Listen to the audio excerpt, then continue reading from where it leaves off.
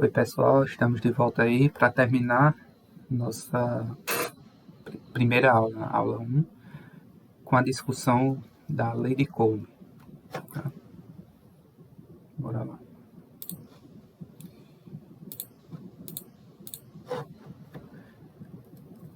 Lei de Coulomb.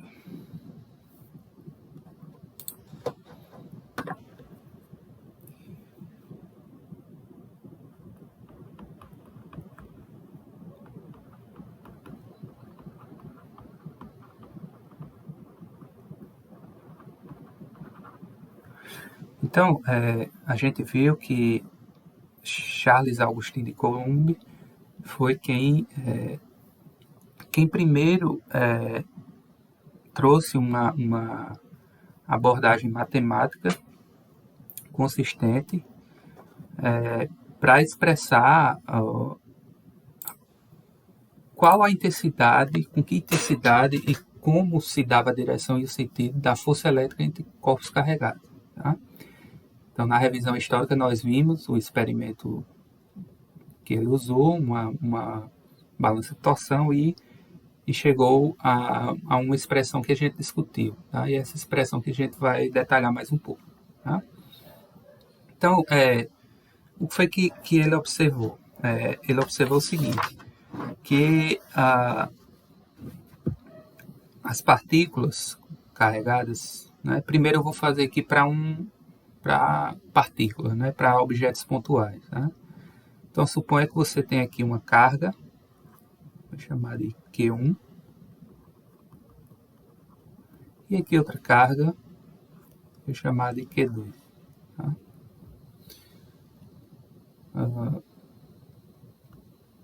E aí eu vou o que foi que Coulomb disse? A gente viu anteriormente que as forças a força elétrica entre as partículas ela é proporcional ao produto das cargas e inversamente proporcional ao quadrado da distância entre elas. Tá? Então, se eu chamar a distância entre elas, vou desenhar uma linha aqui. Tá? Está um pouco grossa.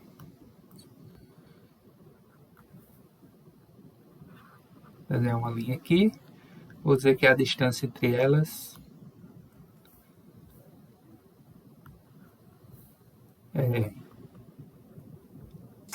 tá? Lembrando que as cargas são pontuais, então as dimensões delas não importam.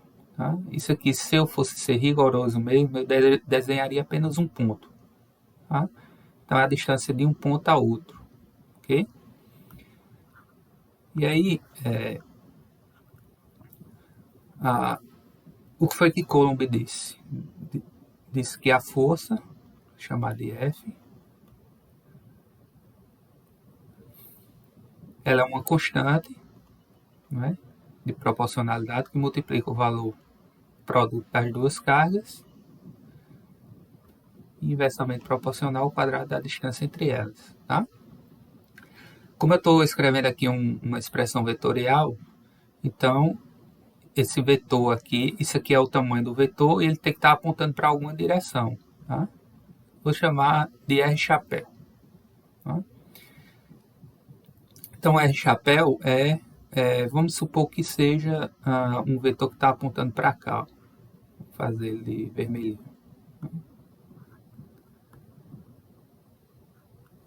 Vou fazer ele de vermelho aqui.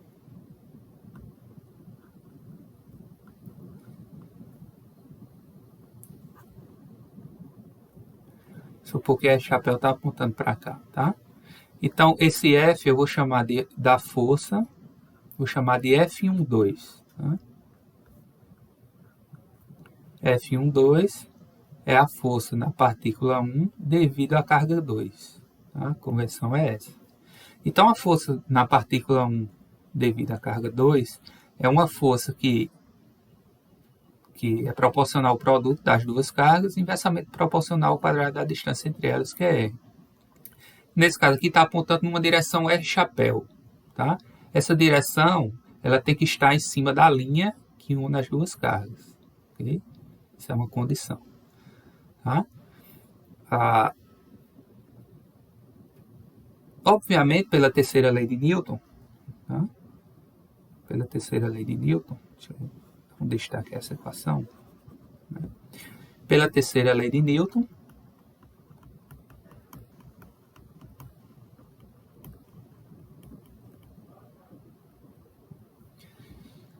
que é que a terceira lei de Newton diz? Que se você aplica uma força em um corpo, o corpo vai lhe devolver essa mesma força com a mesma intensidade, mas no sentido contrário, tá? Então, vamos supor que a força que 2 esteja exercendo em 1, ó, ela está apontando para R chapéu é para cá. Tá? Então, 2 ele está repelindo a carga 1. Tá? Então, pela terceira lei de Newton, 1 vai dar uma resposta de repelir a carga 2. Tá? Então, F21, que é a força em 2 devido a 1, vai ser simplesmente o negativo de F12. Tá? E aí, ó, estaria apontando para uma direção. Se isso aqui é R chapéu, essa direção aqui seria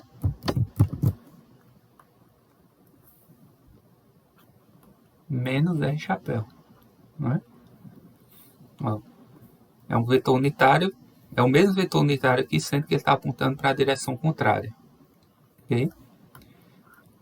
E aí, ó, é claro que essa expressão vetorial aqui, ó, a força ela vai depender dos sinais das cargas, né? Anteriormente a gente viu que, experimentalmente, o que se observou é que as forças de mesmo sinal, as cargas de mesmo sinal se repelem e as cargas de sinais opostos se atraem. Então vamos ver se essa expressão ela está matematicamente coerente com esse resultado experimental. Ó. Então, vou colocar aqui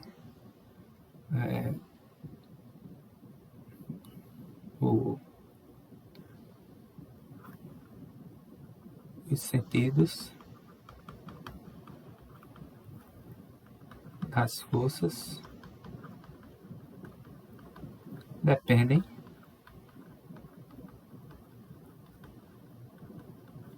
dos sinais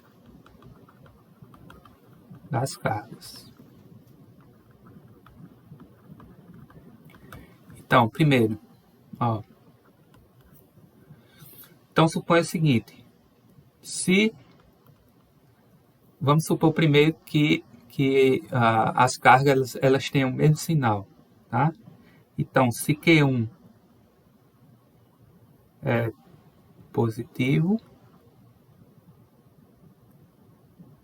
e Q2 é positivo também, o que é que vai acontecer? Se elas forem positivas, tá? Então, vamos analisar só o sinal aqui, ó, dessa equação vetorial. Então, F12, eu vou dizer só o sentido dele, né? F12 vai ser o quê? Vai ser, ó, o sinal de Q1 é positivo. Ó, essa constante aqui, eu já vou adiantando que ela é positiva, tá? É a constante, eu vou definir ela mais à frente. Mas ela é positiva, essa constante.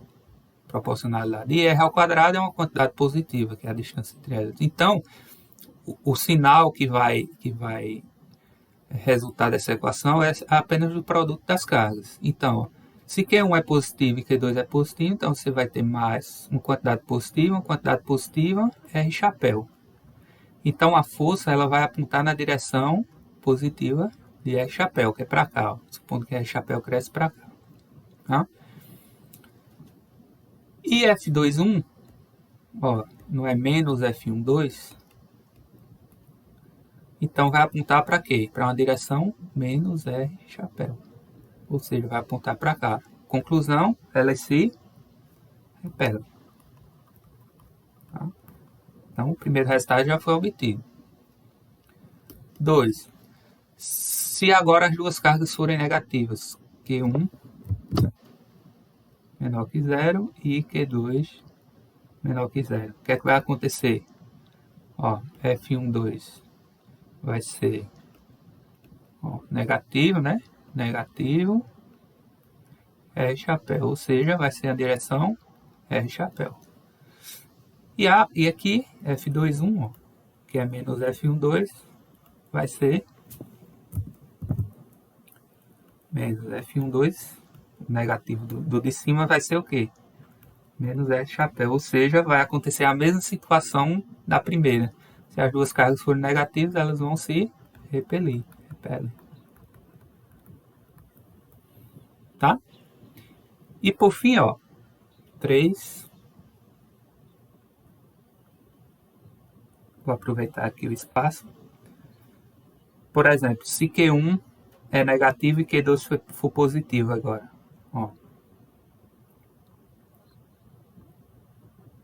Ou vice-versa, ó. Se Q1 for positivo e Q2 é negativo, vai dar no mesmo, tá? Por quê? Porque aqui vai ficar menos, aqui vai ficar mais agora, né? E aqui agora vai ficar menos. Menos é chapéu.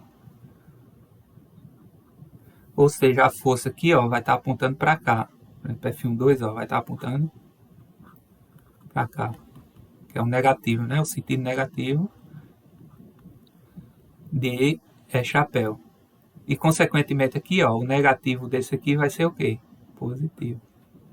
Ou seja, a força em 2, ó, devido a 1, vai apontar para o crescimento aqui, ó, F2,1. Ou seja, elas se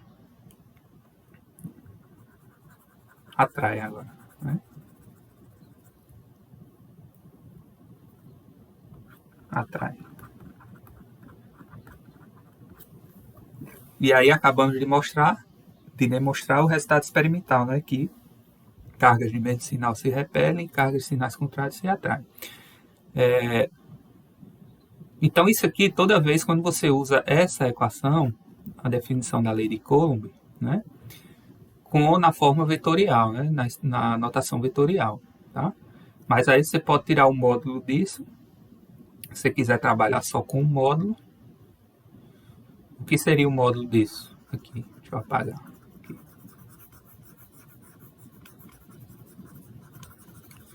E às vezes você está interessado só em saber o módulo da força, né? Como eu fiz lá na parte de revisão histórica, eu escrevi só o módulo da força. Então, se você tirar o módulo aqui, ó, de F1,2,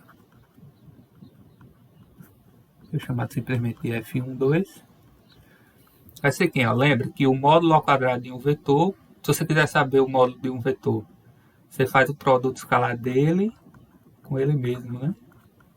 Vai dar o módulo dele ao quadrado. Tá? Vou chamar de A ao quadrado. Tá? E aí você faz o produto escalar dele com ele mesmo.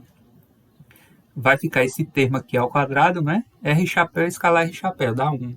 Tá? E quando você tira a raiz quadrada dos dois lados, vai dar simplesmente K, Q1, Q2 sobre R quadrado. Okay? Então é o módulo dessa equação, né? O módulo da força. E aí, vale tanto para a força em 1 como para a força em 2, né? Porque elas são iguais em módulo. O módulo é esse aqui, só o sentido que é invertido. Ok? Então, deixa eu abrir aqui outro quadro em branco. Né?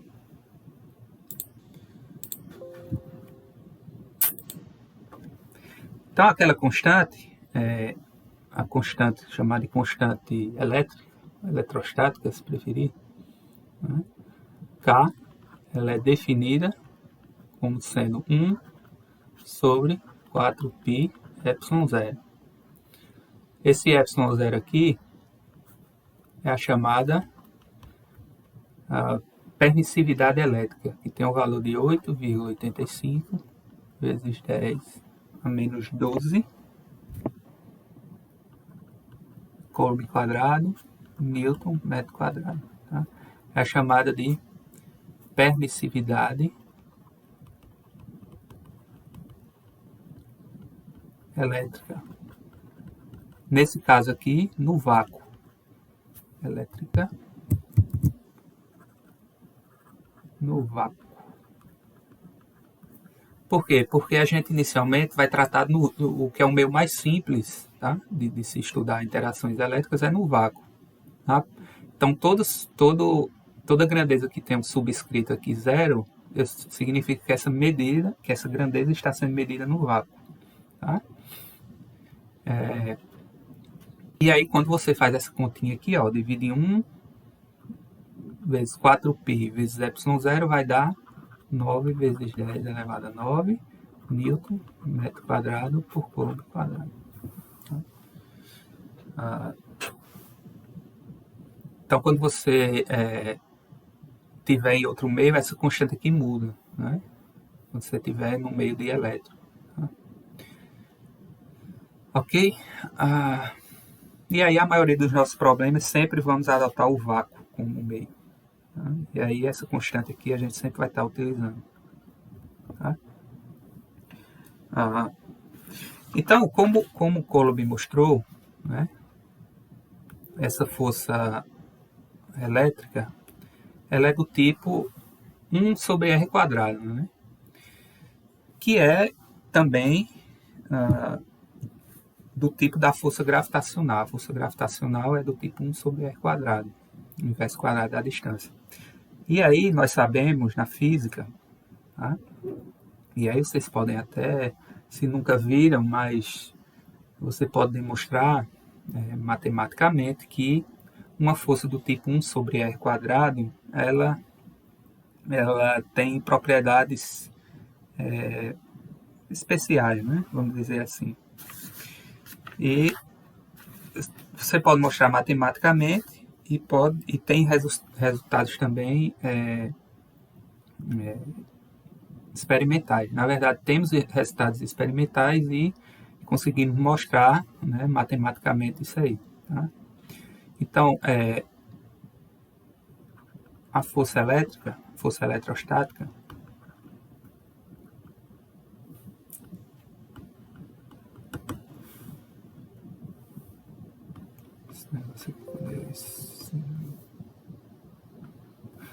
então, a força eletrostática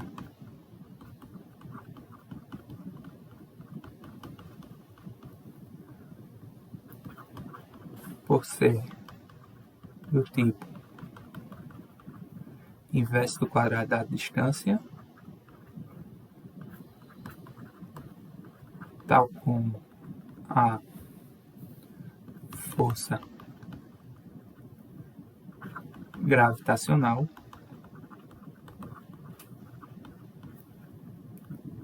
obedece ao princípio, que a gente chama princípio da superposição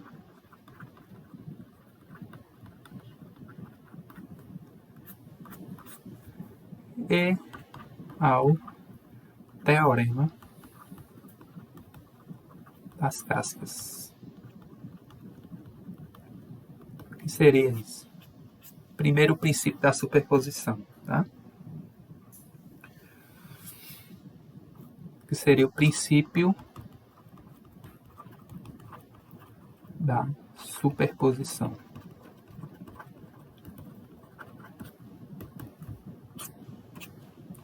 Então, suponha que você tem N partículas carregadas aqui, tá? N cargas pontuais. Aqui tem um Q1, aqui tem um Q2, aqui um Q3, ou seja, N partículas.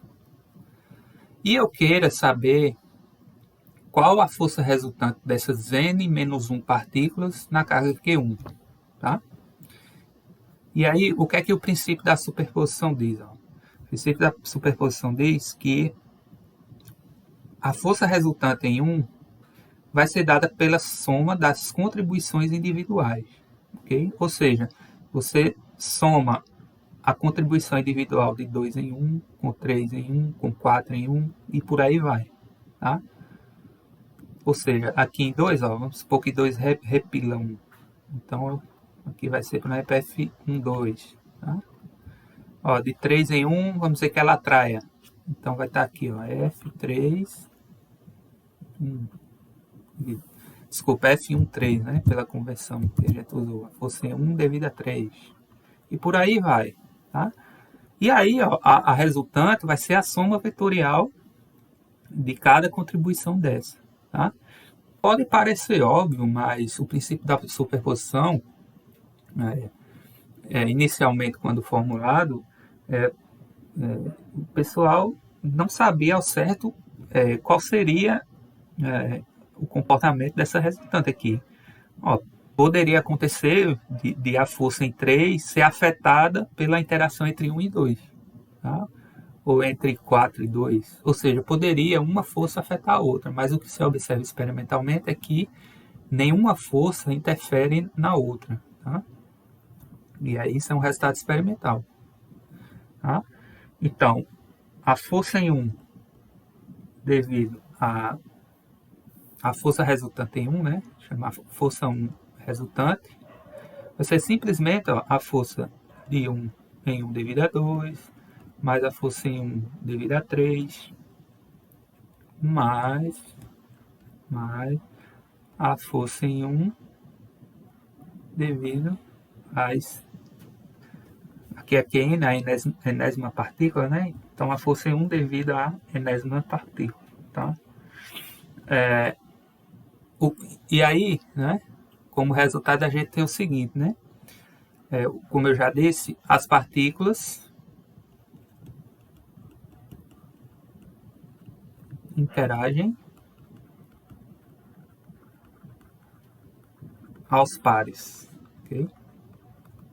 É o que eu mostrei. Outra, os pares não são afetados pelos outros.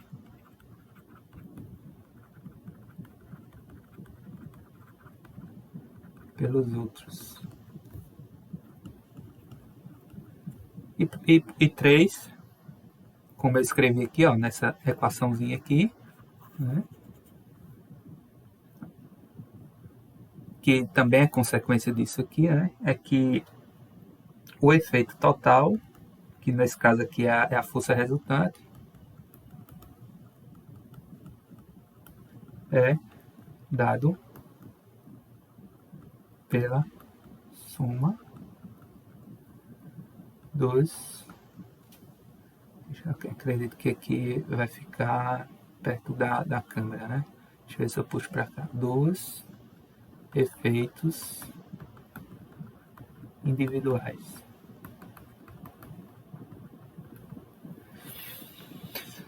Ok? Então esse é o princípio da superposição. Tá? E o que seria o teorema das cascas?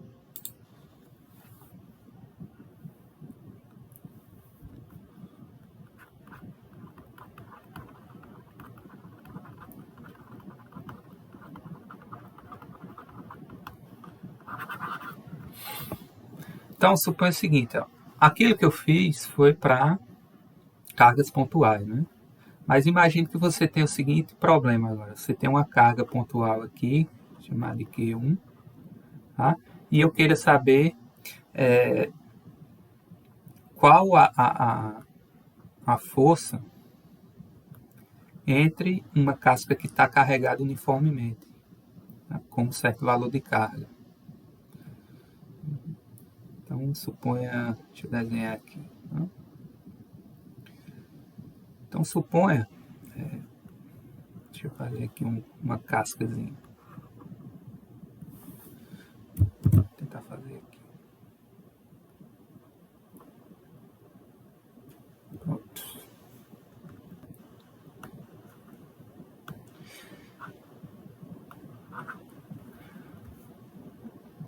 Então, suponha que eu quero saber a força entre 1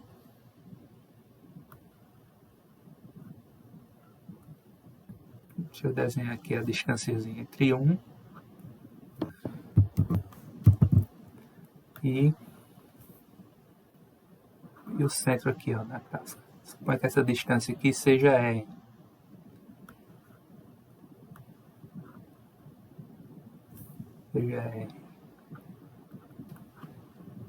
Tá? E essa casca aqui, ela está carregada com uma carga menos Q. Tá? Então, para simplificar, ó, suponha que a carga dessa partícula aqui pontual, desse corpo, desse ponto, né, seja Q também, tá? Para simplificar. Então eu tenho aqui, ó, um ponto carregado, né? Uma partícula pontual com carga Q e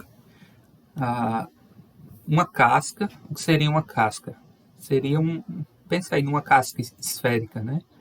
Uma casca de ovo, né? Vamos dizer assim, só aquela casquinha fininha, tá? No formato esférico. E aí essa carga ela está distribuída uniformemente na superfície. Seria distribuir uniformemente. A gente vai aprender mais um pouquinho lá na frente de densidade superficial, mas seria o seguinte: você distribui essa carga aqui, ó, de maneira uniforme em toda a área dessa casca, tá? E aí seria uma distribuição uniforme. Então, o que é que o teorema das cascas diz? O teorema das cascas diz que essa situação aqui é a mesma coisa que você considerar, tá aqui a carguinha aqui, essa casca como sendo uma partícula que está aqui no centro da casca e que toda a carga distribuída aqui, ó, na casca tivesse concentrada em um único ponto. Isso é o que o teorema das cascas diz. Tá? Também é o resultado experimental. Okay? Então, toda vez que você tiver uma carga pontual e enfrentar uma casca em que a carga está distribuída de maneira uniforme, é a mesma coisa de você considerar que essa casca é uma partícula. Então, aqui eu vou desenhar, ó, uma partícula. Vou fazer a mesma distânciazinha R.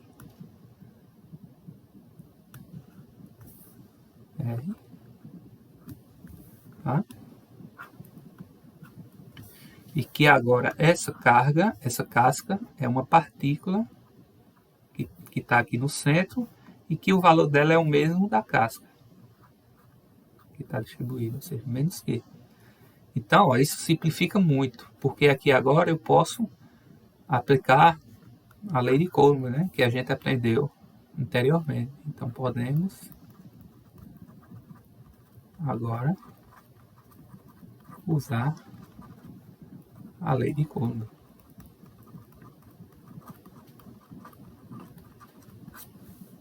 Não é? Porque lembra, a lei de Coulomb ela só vale para partículas pontuais. Né?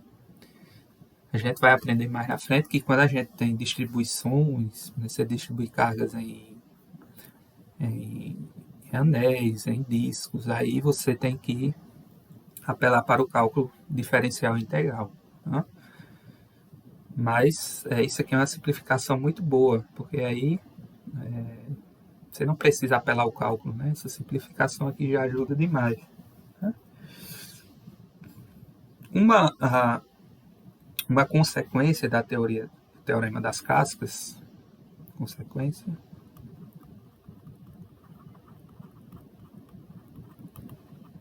é que, por exemplo, agora se eu colocar, eu vou pegar essa casca, vou pegar essa mesma casca aqui do exemplo. Então suponha, fazer ela mais embaixo.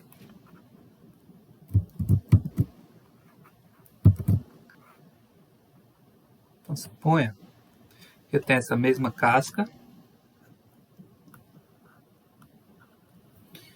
está carregada com menos Q, tá? Mas o valor não precisa. E eu agora coloco, ó, essa cargazinha Q positiva aqui no interior dela. Então vamos supor que eu a coloque aqui dentro, aqui ó, nesse ponto. Tá? Vou desenhar aqui por completeza que a casca ela é carregada, né, com menos Q. Tá? Então o que é que o teorema da casca diz? Que se você colocar qualquer carga aqui no interior dessa casca, a força resultante sobre ela é nula. Então, também é um resultado experimental. Tá? Então, a força resultante, tá? Quando você soma a contribuição, ó, porque como a carga está distribuída aqui de maneira uniforme, cada parcelazinha aqui da casca interage, né, com a carga pontual, tá? De maneira que quando você soma todas essas contribuições, que é a força resultante, né, pelo princípio da superposição, você pode somar, a força resultante sobre ela é nula, tá? Então a força resultante sobre Q é nula. Tá? Então qualquer carga que você colocar aqui no interior terá como força resultante nula. Tá? E aí quando a gente aprender campo elétrico, isso também vale para o campo elétrico. Você colocar qualquer objeto carregado aqui no interior, o campo elétrico vai ser nulo. Tá? É assim, por exemplo, que já vou adiantando que funciona a gaiola de Faraday, né? A blindagem eletrostática. Tá? Por exemplo, o carro funciona como uma gaiola de Faraday. Né? Então, se você passar em algum lugar que tem alguma tempestade, que esteja caindo raio, e tiver dentro do carro, o ideal é que você fique dentro do carro, porque mesmo que o raio caia em cima do carro, se você estiver aqui no interior, né, o campo elétrico vai ser nulo, então você não vai sofrer danos. Né? A força elétrica e, consequentemente, o campo elétrico vai ser nulo. Né? Resultante. Ok? Deixa eu ver quanto tempo está aqui. E aí, para finalizar essa parte,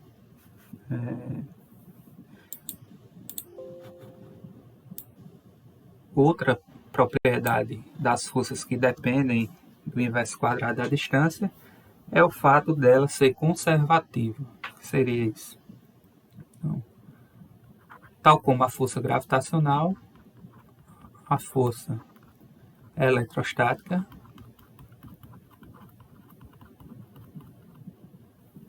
foi isso. Tática é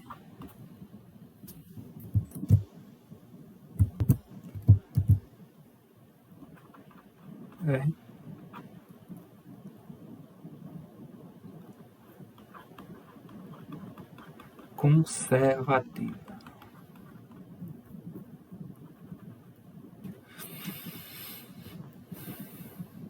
Então, o que é que significa uma força ser conservativa? Né? Lá em mecânica, quando você tinha força gravitacional,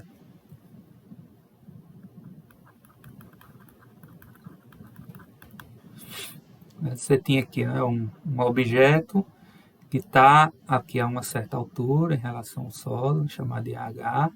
Tá? O solo está aqui. E aí, ó, ele vai cair, tá? Então, vamos supor que ele tenha várias trajetórias aqui, ó, para ele cair. Tá? Essa, ou uma trajetória reta, ou uma trajetória, sei lá, pensei qualquer outra. Ou essa aqui em azul, ó. Essa vermelha tem que ir para o mesmo ponto, né? Então tem que cair no mesmo ponto, tá? Pronto, aqui.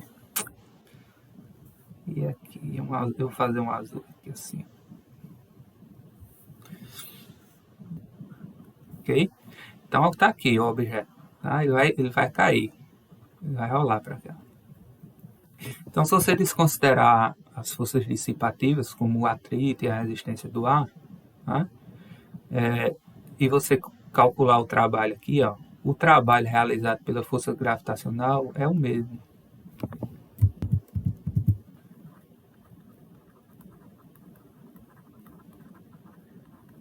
É o mesmo para qualquer trajetória. Para qualquer trajetória.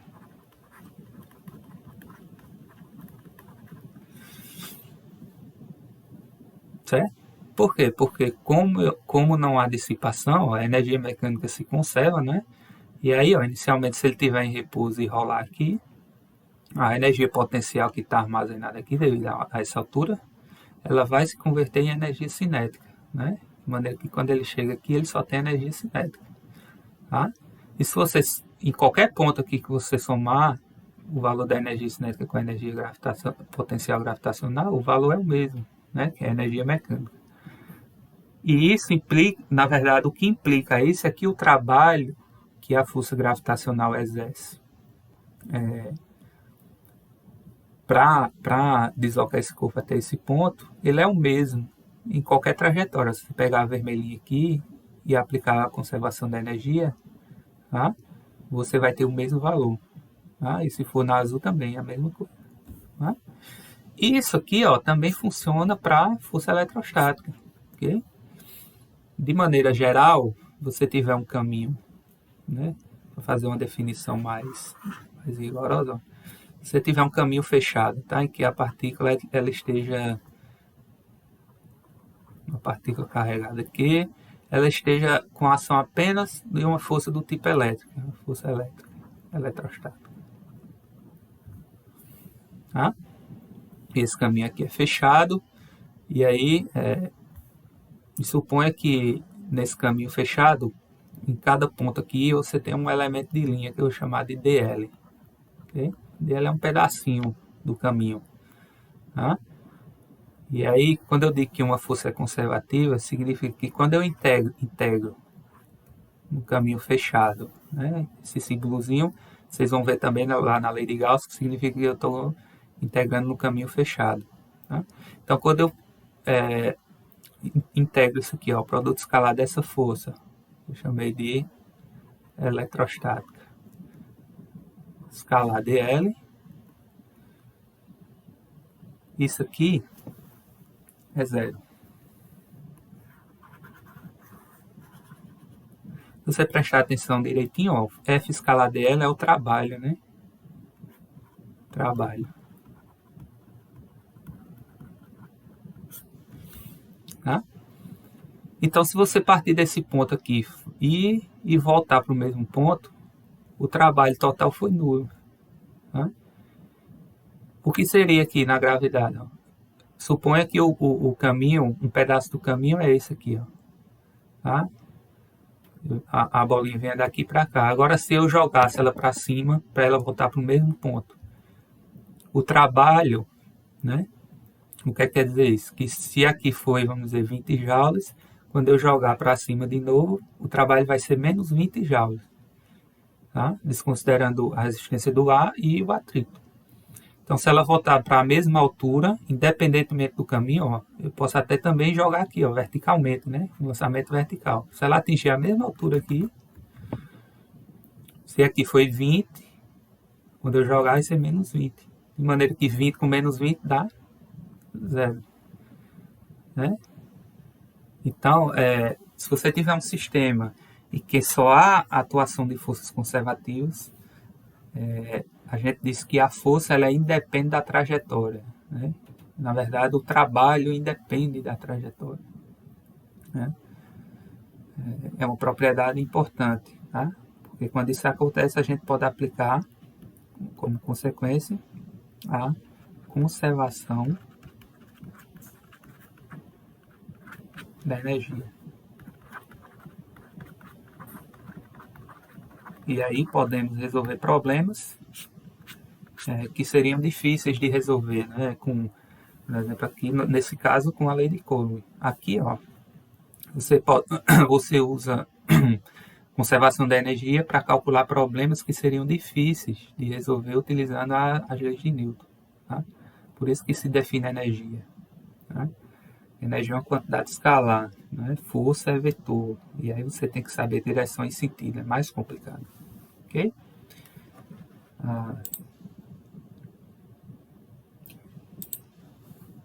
Bem, eu acho que isso aqui termina a última parte da nossa aula. Tá? E aí na próxima aula vamos... Deixa eu voltar aqui. Para dizer aqui. Pronto aqui. Então aí já fechamos o primeiro bloco. E na próxima aula vamos voltar discutindo já a parte de campo elétrico. Começando pelo campo gerado por partículas pontuais.